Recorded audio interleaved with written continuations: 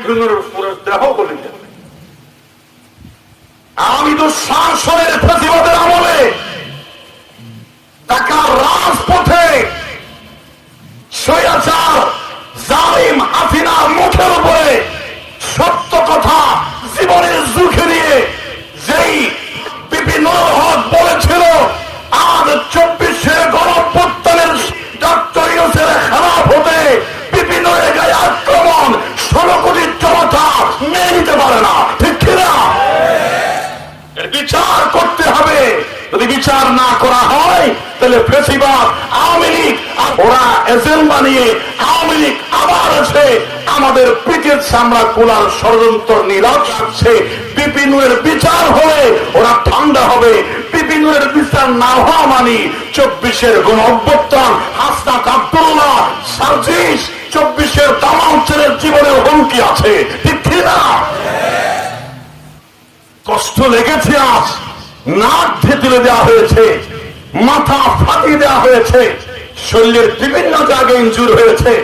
আইসিইউতে বিপিনুর হক কেন এই 24-এর গণঅভ্যুত্থানের দিনের স্বাধীনতার পরে কেন বিপিনুর হক নির্যাতনের শিকার হয়ে সেনাবাহিনীর জুতার আঘাতে, কেন পুলিশের জুতার আঘাতে বিপিনুর হক আহত হলো, গোটা জাতি আজ মর্মাহত, ঠিক কিনা? আল্লাহ তুমি আমাদেরকে শান্তি ফিরিয়ে দাও, বলেন আমিন। হুজুর এদিকে যাইয়েন না, কিন্তু রাসূলের জীবনেও রাজনীতি আছে না নাই? একটু আওয়াজ করে বলেন আছে না নাই? রাসূলুল্লাহ সাল্লাল্লাহু আলাইহি ওয়াসাল্লাম মদিনার জীবনে রাষ্ট্রপতি ছিলেন নাকি ছিলেন না?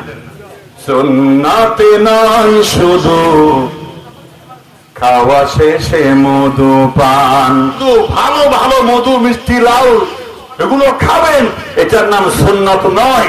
রাসূলুল্লাহর জীবনে যে বিপ্লবী জীবন আছে, রাজনৈতিক সামাজিক সমাজ সংস্কার যে উত্তপ্ত জীবন আছে, তাইফের ময়দানে রাসূল রক্ত জড়িয়েছেন কেন? উহুদের ময়দানে দাম শহীদ হলো কেন? রাসূলুল্লাহ বারবার কাফেরদের হত্যার টার্গেট হলো কেন? রাসূলুল্লাহ হত্যার হুমকি পেলেন কেন? একমাত্র রাজনৈতিক জীবন মানুষের তৈরি পথ আর মতের বিরুদ্ধে যুদ্ধ করে আল্লাহর ওয়াহদানিয়াত, এক আল্লাহর জয়গানের প্রতিষ্ঠা আন্দোলন করতে গিয়ে রাসূল হত্যার টার্গেট হয়েছেন। রাসূল গোটা সমাজকে ইসলামী সমাজ উপহার দিতে চেয়েছিলেন। এই সুন্নাত নায়েবে রাসূলদেরও পালন করতে হবে, শুধু পালন করতে হবে নয়, এটা ইবাদতের অংশ, ঠিক কিনা? হুজুর এগুলা বললে আপনি জামাত, নাউজুবিল্লাহ বলেন।